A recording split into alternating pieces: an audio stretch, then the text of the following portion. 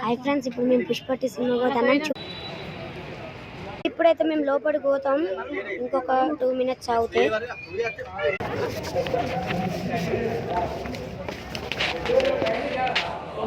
లోపలికి పోతున్నాం.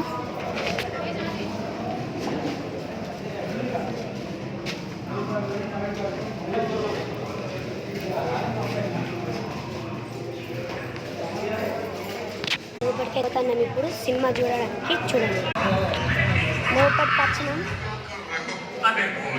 అవో అక్కడ ఎంతోసేపట్లో సినిమా స్టార్ట్ అవుతుంది.